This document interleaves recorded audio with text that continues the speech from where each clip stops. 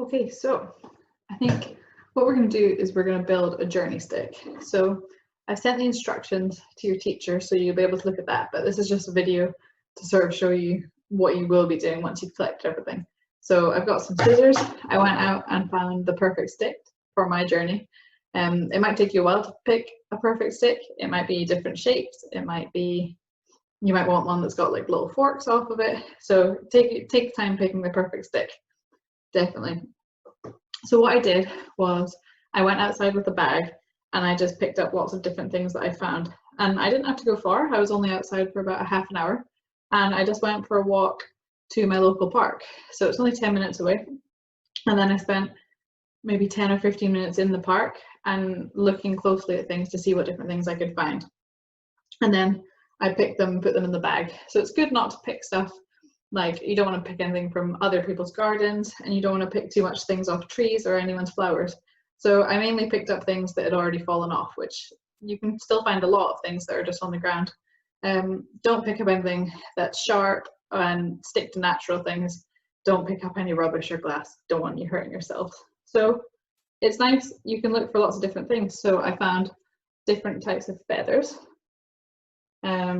lots of different shapes of leaves. So it's nice to put them on to show the variety of leaves. I found different sizes of pine cones, so you can get really big ones, really long ones, and really small ones. A little bit of bark that had already fallen off the tree. And then in the flowers, spring's a good time for flowers. So there's the dandelion, a daffodil, nice big yellow flowers, a small daisy, and then a tiny little dainty forget-me-not. So they're really small, but they're really pretty. So, and this from a tree, so that's lots of nice blossom. There are like lots of flowers. Oh, and a feather that had somehow gotten into it. So basically, once you start looking, you're going to find lots and lots of different things.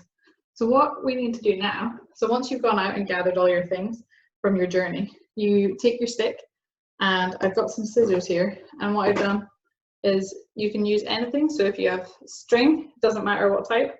I had some wool, so I've got blue wool, and I've cut it into different bits and tied it together with some pink wool. So I've got a long length of string that I can use to tie it on, and it'll just be different colors, but it doesn't matter if you don't have different colored wool. You can use string.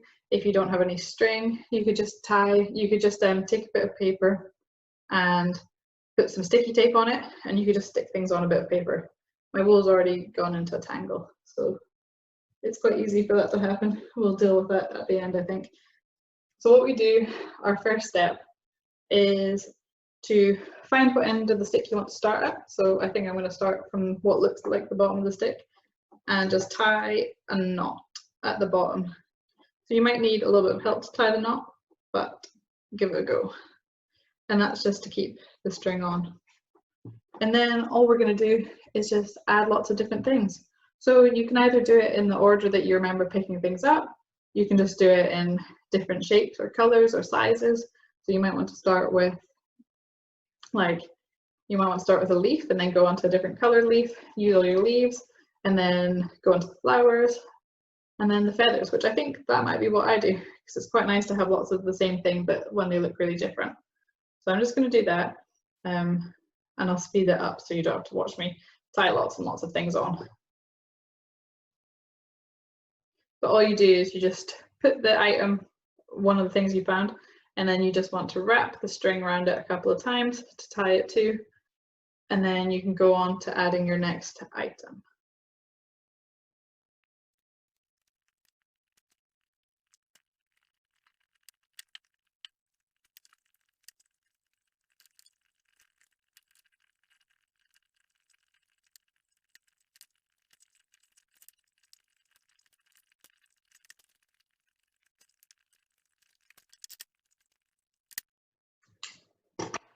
So now I've attached all the leaves and the flowers that I could onto the stick, and I've wrapped the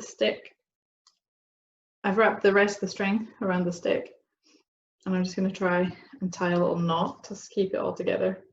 And then what I've got left are the pine cones, some beech nuts, and the feathers. So I think the easiest way to put them on is, instead of tying it to, I think it's easier to already have the string, and then you can just sort of use the feathers and try and tuck the pine cones in. So this one, it has a nice little bit on the end, so I think I can just tuck that in behind a little bit of string somewhere along the way.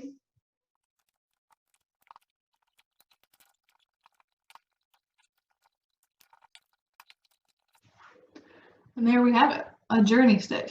So I put the feathers at the top, I went for the leaves at the bottom, and then you can see I've just tied it around, lots of different shapes and sizes.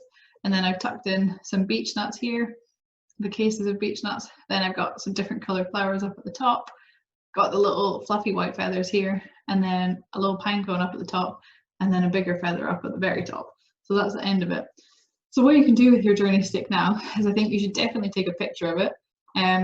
I think what's nice about it is that it's mapped your journey. So maybe you wouldn't think about it so much when you've been on a walk, you wouldn't look for all these things, but now that you've got them, it's kind of like a map of where you've been. So I think it'd be really nice if you told someone about it. So maybe you'd write a little story about your journey and then you send it into your teacher, or tell a friend, tell your parents, your grandparents, and it'd be really nice if one of you even wanted to tell me. So I hope you enjoy making your journey sticks. And yeah, definitely have fun and take a picture.